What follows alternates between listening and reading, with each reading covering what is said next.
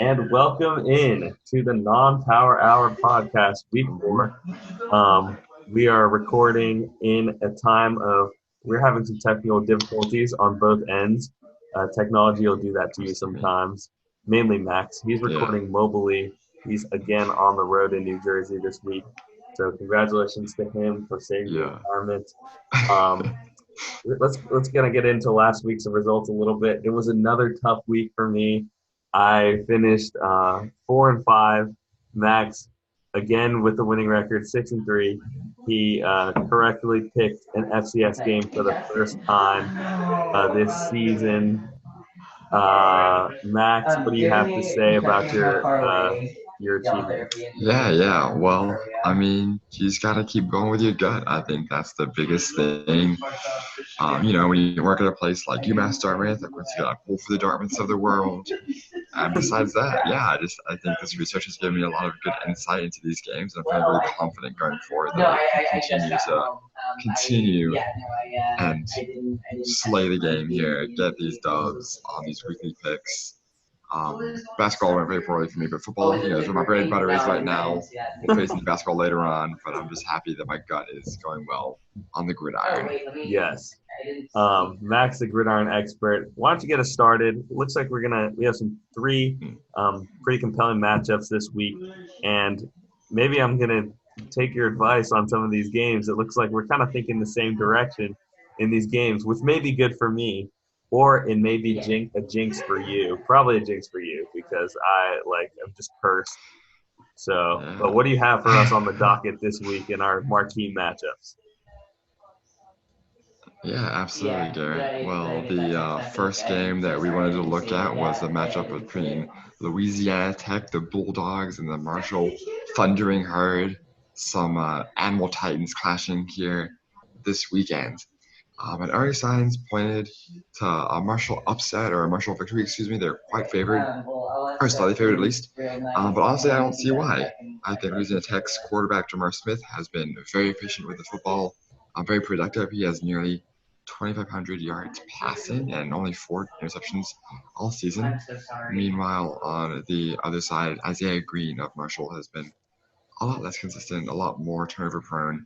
I think that just very powerful Louisiana Tech offense can continue to handle its competition, beat up on Marshall even in West Virginia, take me home, whatever. I just think that the offense of Louisiana Tech, along with their good enough defense, can hold down Marshall's good running back um, and Brendan Knox and pull out the victory. So yeah, I'm feeling the Bulldogs this week, Garrett, and I believe you're feeling the same thing as well. As much as I'd like to go against you, and Yeah. I really have no evidence to back it up because Louisiana Tech has the 13th most points per game, the 17th most yards per game. Marshall's a lot less effective in the red zone. They are middle of the pack in yards per game, but they rank around 90th in scoring. So same thing on the defensive side of the ball. They're allowing a lot more points per game than proportional to their yards per game. So again, you mentioned Brendan Knox. He's been having a good season. Both these teams are on a total roll right now. 8 in a row for Louisiana Tech, 4 in a row for Marshall.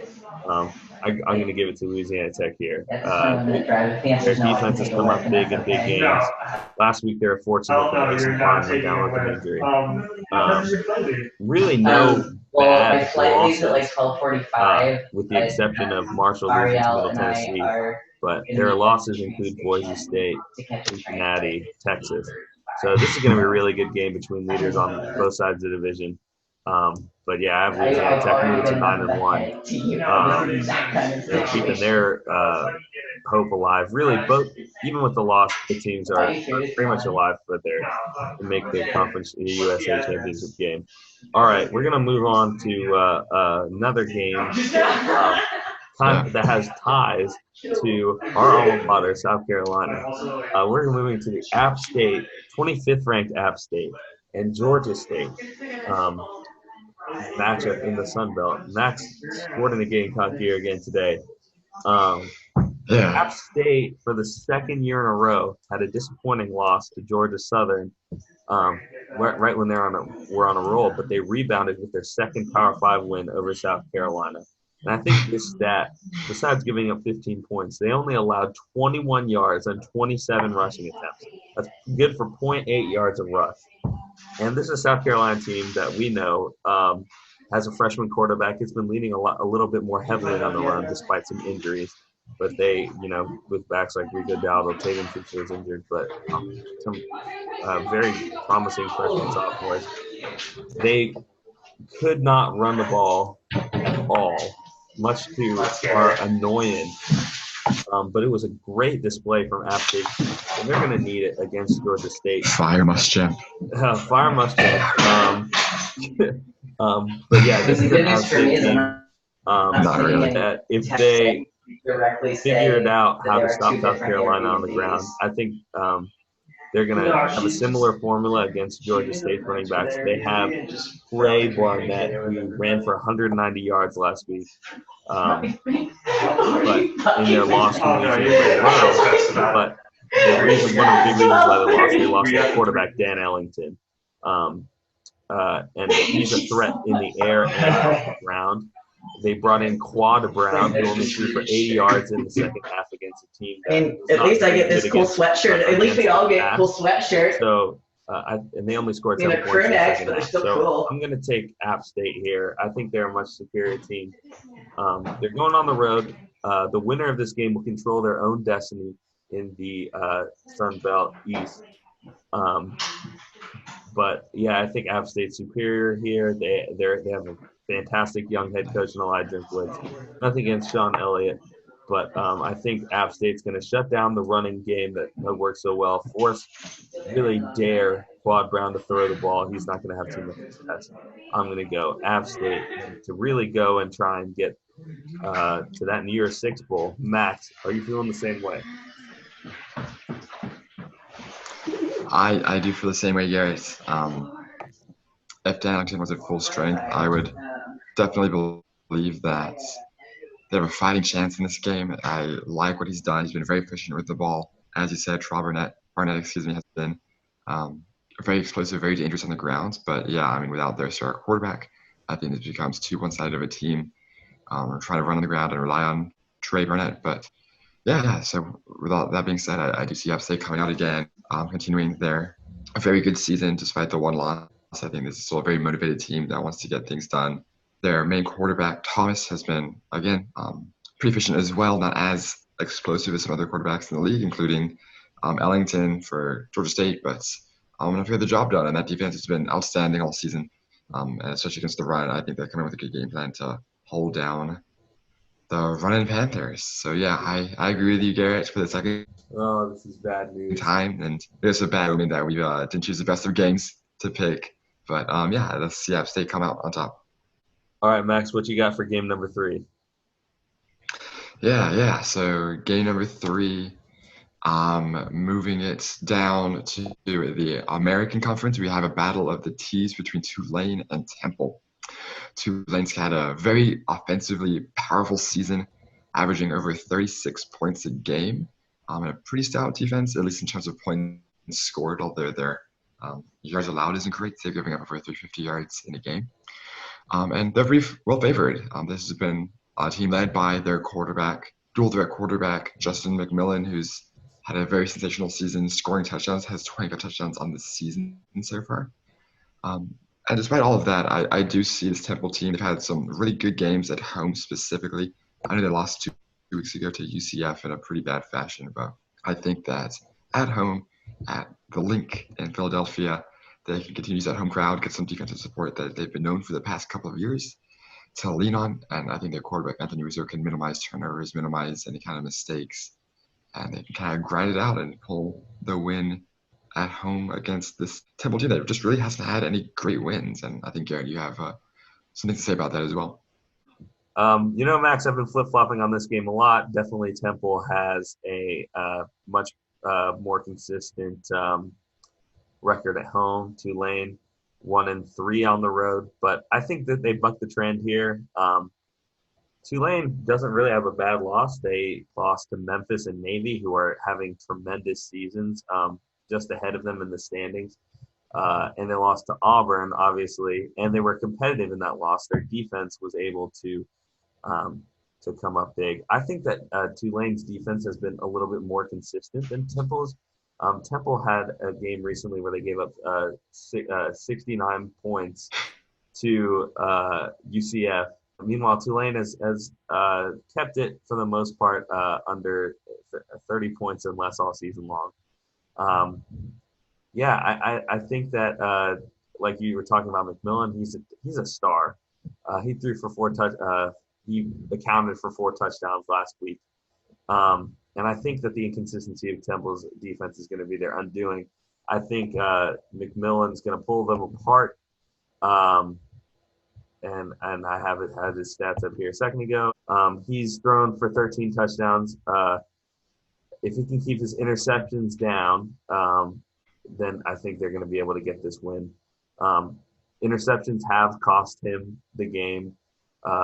He had 2 picks against Navy and 3 picks against Memphis. Those are 2 of the 3 losses. In the rest of his games, he only has 4 interceptions.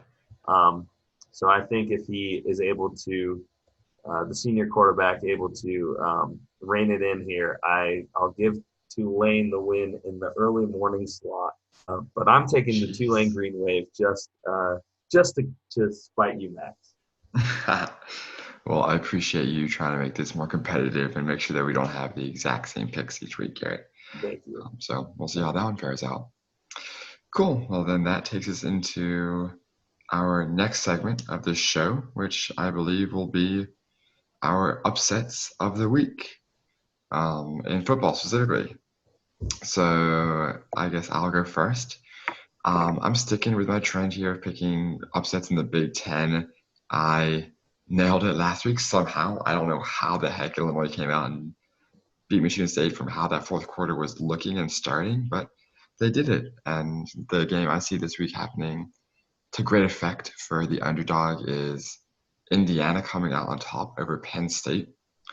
I think that with Penn State's tough loss just this past weekend to Minnesota and looking ahead, seeing that they play Ohio State in Columbus the following week, I think they'll be so hungover from the loss and so excited for this next week that this Indiana team, who is sneakily good, could get through them and beat them even on their own home turf in Pennsylvania.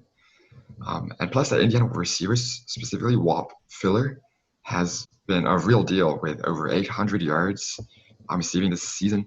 He's been the main go-to for the Indiana quarterback and has been a huge part of this offense. And we saw Penn State's defense and specifically the secondary exposed to great effect of Minnesota. So I think that Indiana can game plan really effectively, can really put themselves on the map this season. They've had a great season. These last 5 games have been very effective in the Big Ten. It's going to be a marquee win that sets their season really far and beyond and puts them in contention for some really high aspirations for bowls. So I see them coming out on fire with a light under their butts, trying to take down Penn State and this very weak secondary in Penn State. So let's see Indiana come out with this W this weekend. So Max, going sticking with the Big Ten. Yeah. I want to wish you personal congratulations on your not only your upset pick last week with Illinois, but your adopted boys in the state that you've never lived in, have never been to, that you want to live in someday. The Minnesota Golden Gophers going out, making a statement against the Penn State Nittany Lions, getting the job done, moving up to number 8 in the polls this week, I believe, behind Utah and Oregon. But certainly a win against Ohio State down the line in a potential Big Ten championship game could propel them into the pack. I have looked at Indiana as my upset pick, actually. But I'll stay in the Midwest, but I'm going to take Navy over Notre Dame. Now, Navy's having a tremendous season. Coach Ken Niumatalolo had a couple of rough seasons. They lost to Army a few times in a row. But this season, they're definitely back on track. They only have the loss to Memphis. Really interesting race at the top of the American West. SMU, Navy, and Memphis all have 1 loss. This is a real prove-it game for Navy. I think Navy has a real shot at getting to a New Year's Six bowl, being that highest-ranked group of 5 team. If they can get it together, here, eventually going to maybe an American conference title game and beating Cincinnati if it gets that far. But if they win out, they really have a chance to do it. It starts at Notre Dame. Notre Dame obviously had like a 40-game winning streak up until a few years ago. Navy's picked them off a couple times since then. For me, it's been Notre Dame's really uninspiring play the last few weeks. They had a blowout loss that you and I watched together, Max, against Michigan, a team that, had definitely had some severe flaws. Then a very close win against Virginia Tech, or a game that I thought that Virginia Tech really should have won. They also had a close win against USC, a pretty middle of the pack team. They did beat Duke last week, but Duke is pretty weak in my mind from a terrible conference. I have this Navy offense, which is scoring the 8th most points in Division I. They're going to keep it going. I think the line moved from about 9.5 to 7. And I will say that both of us nailed our upset picks last week, although I was unaware that the line for my game would move down to like a 1-point Arkansas favorite. But the fact that, Western Kentucky won by 26 or points or whatever, I think makes up for it in my mind. But Max had a much more bold pick with Illinois. Yeah. That required a much more large comeback. But I am going to take Navy this week to get the job done. All right. We're going to move into our next segment, and I'm going to highlight a small school that everyone's a fan of nowadays. We're sticking in the Midwest. We're sticking in the state of Indiana, actually. Midwest is best.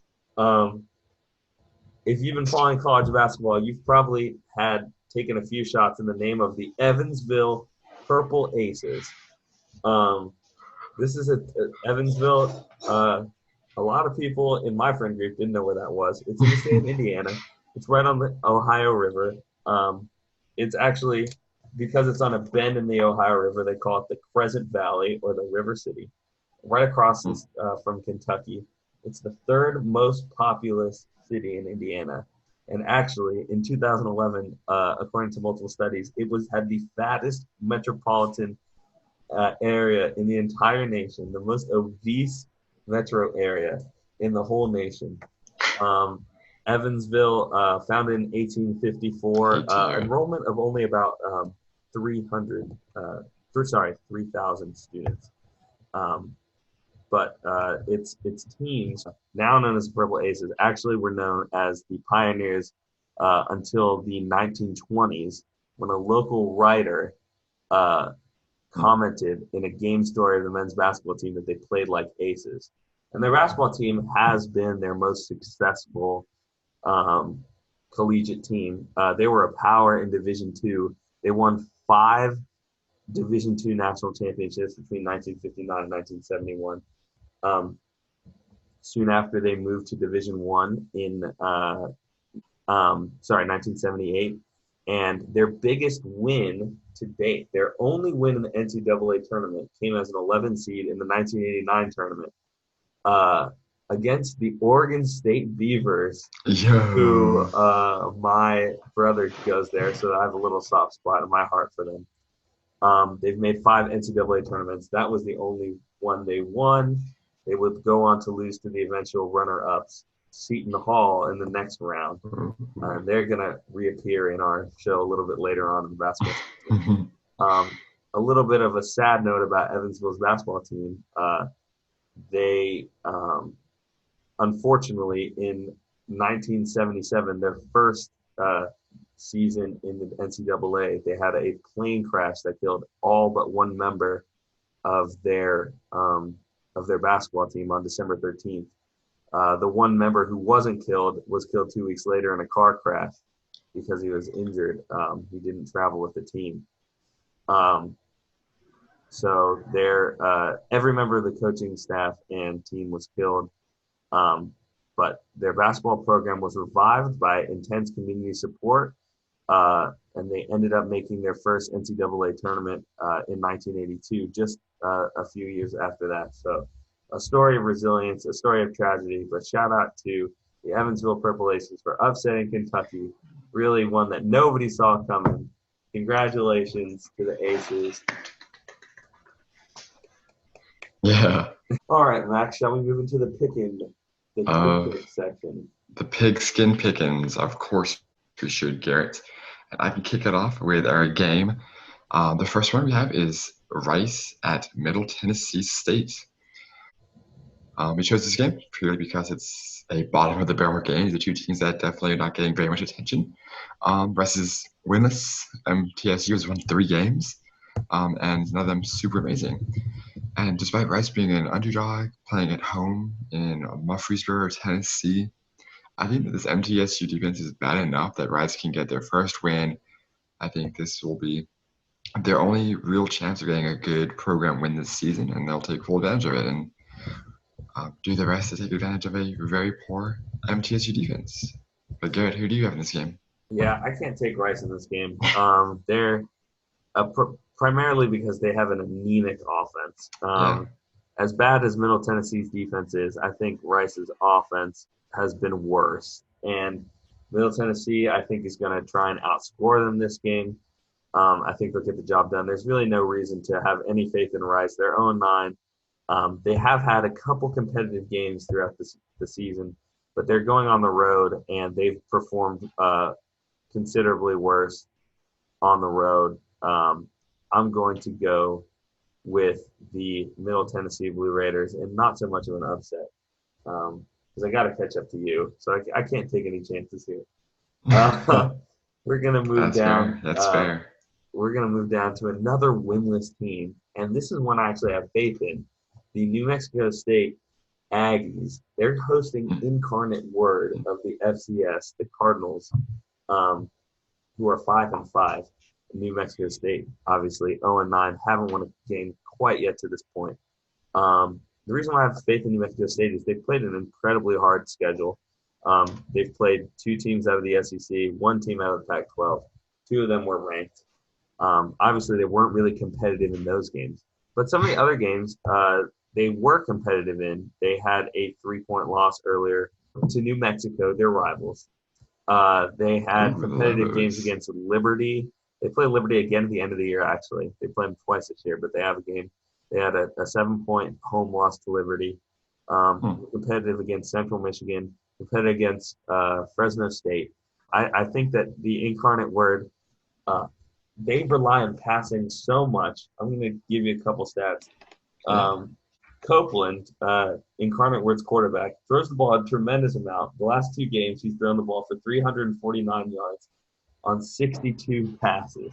And the game before that, 381 yards on 55 passes. The last win, he only threw the ball 35 times. I think he's going to throw the ball too much again.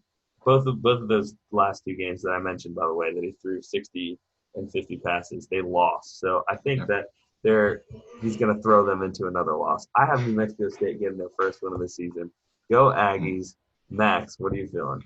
Yeah, well, I will go against you there. I will be pulling for our Incarnate Word here.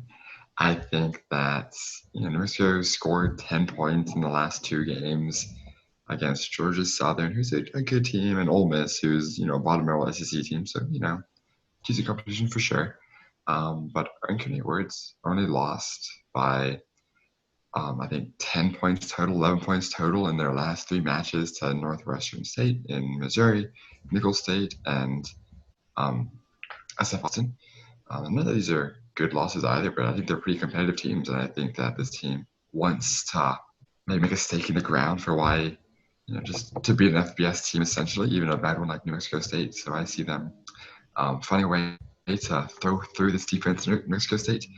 They've given up over 40 points a game the last 2 games as well, so I think this will be a barn burner and a pretty high-powered showdown, and I see Incarnate Word coming out on top and keeping NMSU on that winless streak. Going from these kind of bottom dwellers, who's a bottom dweller in New Mexico State, we'll look at some more high-power teams out in the FCS itself in Furman and Winthrop. This is a game of some South Carolina rivals. Of course, a home state we both go to school in now. And honestly, I didn't do much research into these games, but I have a feeling that the Paladins of Furman will be able to come out on top here and beat Winthrop. I do like Winthrop. I think they've done well this year. These are both teams battling for a lead in the division of the Southern Conference. But I just think Furman gives me that gut feeling that I've been going with all season, all podcast season, is why I'm pulling for them this weekend. Oh, man. It's going to be a tough one. They're both sitting at the top of their conference right now. I think Furman's been more consistent. They've won 5 of their last 6 games. They've had some very decisive wins over Samford, Western Carolina, VMI, Chattanooga. They had a loss to a triple option team in the Citadel, so I don't really put too much stock into that. They almost beat Georgia State, who beat Tennessee. They almost beat Virginia Tech. I like Furman in this game over the Wofford Terriers. We're gonna move on right now to our another game of bottom feeders. Before we end on a high note, we have the UMass Minute People against the Northwestern Wildcats. So this is a game of some terrible teams. Northwestern, obviously, they came off that Big Ten title game appearance last year. They lost Clayton Thorson to the NFL. Clearly, that is showing. They're 1-8 this season. Pat Fitzgerald, wonder if he's on the hot seat.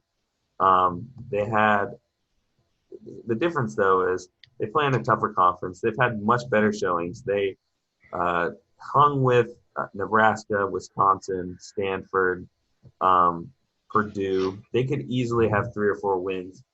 This UMass team has 1 win against a very bad Akron team who has no wins. They also got killed by Connecticut, who has that was their only FBS win so far. I think just going by that and UMass's lack of really good competition, I have to go with Northwestern this year to get on a good note in this very bad season. Yeah, these are definitely seasons that will want to be quickly forgotten for both. And honestly, Garrett, like I love UMass. It's my home now up here, but I just don't see anything from them that would indicate why they could win against a Power 5 conference team, even one as bad as Northwestern. UMass has given up somehow 53 points a game this season, which is an absurd amount. I think the funniest thing about this game is that the Northwestern team, which has scored 11 points on average a game, is favored to win by 41 points. So I don't know if this game is going to be some kind of a weird barn burner where Northwestern somehow gets this offensive production, and if the game will end like 6-8 and some other crazy score like that. But yeah, I mean, Northwestern, they're the better team. They have lost these close games. They've not been great on offense, but it's a decent defense, and they play some really tough teams, and that might be inflating their score or their defensive stats a little bit. But yeah, there's just nothing that UMass has that's going for me. So give me Northwestern and give me covering the spread too. Let's see them win by 6 touchdowns when they've averaged 11 points all season. Whoa. Yeah. That is an insane cover. Yeah, it is. And as you preluded, Garrett, we'll get into our last Pick'em's game. It's a little more exciting. We have the Central Michigan Chippewas taking on the Ball State Cardinals. For me, I will be taking CMU in this one in our classic Maction game Pick'ems. I think this is a really good defense, and it'll be able to hold down Ball State this weekend as well. It's not been a stout defense for Michigan, but a better one than Ball State, to say the least. These teams are both pretty similar offensively with very similar numbers in total yards and both in the breakdowns of passing and in rushing. Even though Ball State will be at home, I think that Michigan State will be able to run over them or lean on the run game, at home or on the road and Ball State and come out with a victory. So give me the Chippewas and Central Michigan coming out on top of Ball State. Yeah, this is a conference, Max, that we well know. It's just a complete mess. The standings are this in the West. to lead the conference, Western Michigan 5-2, Central Michigan 4-2, Ball State 3-2. Just behind them, Northern Illinois picked up a win yesterday at 3-3. Toledo 3-3. Eastern Michigan at the bottom, but still only 2-4. I think this is a matchup of strength against strength, as you alluded to. Central Michigan has a decent defense, but I think that Ball State's quarterback is going to shred them in this game at home. Plitt is his name, and he's kind of a legend. At home this season, he has thrown for 15 touchdowns and 4 interceptions, and overall he's only thrown for 17 and 6. So Drew Plitt, obviously showing out at home. They got the home game here. They additionally completes more than 2/3 of his passes at home. So I don't think Central Michigan's going to score enough points to keep up with them. So give me Ball State at home with their quarterback, Drew Plitt, taking over in this one. Drew Plitt. Well, that's our football sections. Yeah, and so now we'll be phasing into the last part. So quick pick on some upset alerts, actually, for the basketball season this coming week, before we get into leaving you with a stat of the week. So I'll give you my 2 upsets first. My first one, it will be picking Ohio over Villanova. I saw Ohio a couple of days ago and wanted to pick them in the upset over Iona. Wasn't a big upset. Iona's not a great team like Nova is. However, they are pretty competitive and have been in the tournament, at least conversation these last couple of years. I just like what Ohio's doing. I think that it's been a good defense, allowing less than 60 points a game, which is something that I find very fascinating. Again, it's been 2 games so far against not the best competition, but I imagine that they'll be able to hold down this Nova team who lost a pretty bad game last week by 25 points to Ohio State. They definitely might be mad and might be coming out with a vengeance, but it also could just be a sign that they're not a great team this season. I don't know. And maybe they're for Ohio teams in Ohio. Maybe it is. Maybe it is. So I have Ohio here with a pretty big upset over Nova this week. And my second upset for basketball this week will be another pick of Seton Hall. I don't like Seton Hall that much. They did not lose the other time for them to be upset. But this week they go on the road to play in St. Louis. So St. Louis is the home team, which is a 3-0 team led by their star guard, Jordan Goodwin, who has been very effective this season. Despite playing a little less minutes than normal, he's been a star for the last 3 years, or the last 2 years on this Billikens team. And has been shooting very impressively from the field with over 50% conversion on field goal percentages and nearly 50% conversion on 3 points. I think he'll be able to lead the team, and the team will out rebound the Seton Hall Pirates and come out with a very impressive win to put them on the map and get them ranked nationally. And I think that will be the motivation they need to really come out strong this weekend. Interesting choice, Max. Last week we picked our upsets. We got 0 of them correct, but all of our upsets were sort of in the game except for a Presbyterian match. So you're down 1 there. Yeah. So this week I'm going to go with 2 matchups. The first is going to be Missouri State and Xavier.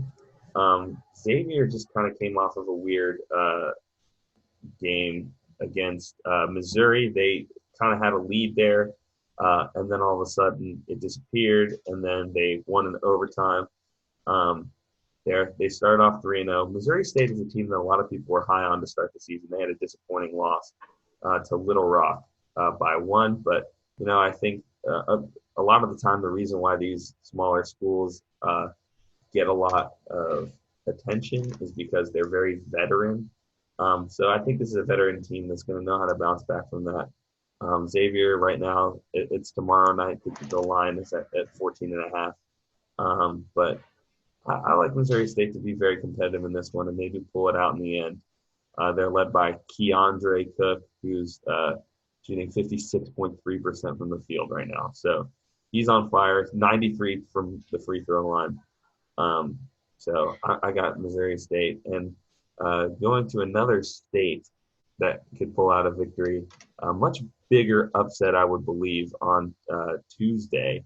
I have ETSU against Kansas. ETSU, of course, East Tennessee State. Of course. Of course, everyone knows that. The Buccaneers.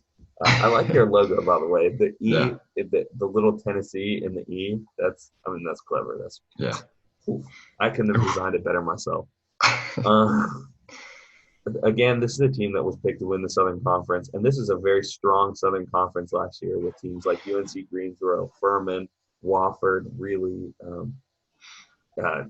almost breaking all through into the tournament. UNC Greensboro was the last team out. So this is a conference that has really improved over the years. And this year, ETSU was a pretty overwhelming favorite. And why? Again, I think it's the seniority of their team, the leadership they're bringing back. Also, I think definitely in part due to some other teams losing some of their seniors, like Wofford and their coaches as well. But Kansas has had a little bit of trouble with some of these games at home against senior teams. A couple of years ago, they almost lost to New Mexico State at home. They lost to Arizona State, who's not really that much of a power. They're always turning over with new players as one of those big blue bloods. They just had a close loss to Duke, but they turned the ball over 27 times. So if ETSU can capitalize off their sloppy mistakes in Allen Fieldhouse, they might be able to pull out a victory on Monday night and Tuesday night in Allen Fieldhouse. I have the ETSU Buccaneers. And that leads us to our closing stat of the night. Max Jarloni, the stat master. Max. Absolutely. Max is heck. Great question, Garrett. Well, when looking for inspiration for what kind of stats to pull this week, I thought to not so much an underdog or the little guy, but seeing the last Titan in the NFL fall this past weekend with the 49ers losing, I believe, at home to the Seahawks. In a very fascinating game. That was the end to the undefeated streak, or the undefeated teams in the NFL. A throwback here, and go back to the States in 1924, where we saw the end of the single greatest and longest pro football win streak ever. In 1924, on this day, specifically on the 16th of November, the Cleveland Bulldogs, formerly known as the Canton Bulldogs, lost to the Frankfurt Yellow Jackets, ending their 31-game undefeated streak, which again, as I said, is the longest ever win streak by a professional football team. The last current ones in the kind of modern era, the Super Bowl era, is at 21 with the Patriots from the 2003 to 2004 season. Of course, they won a Super Bowl during that time over the Panthers on a pretty miraculous last-minute field goal. And, this team, these Cleveland, aka Canton, Bulldogs won 10 more games and went 2 seasons in a row undefeated. But this time in 1924, did they lose this game to end that streak? That was a stat that I want to pull for y'all this week. And that will bring us to the end of this week's non-power hour. We apologize for the technical difficulties, but if you're going to Vegas, don't blame us because we don't want to catch any of the L's. Instead, tell everyone how much you love our show, how much you realize that you had a fetish for small schools playing college sports, but not the athletes themselves because that'd be weird. Just the program. Just the programs. That's Max Stats and Max Stats. I'm G-Lash Cash. Thanks for watching. We'll catch you next week. Hopefully with less Chinese or Russian interference. Hopefully I'll be back home and I can rely on some stronger internet. There we go. Have a good night. Have a good night. All Swag. right. Swag. What a show.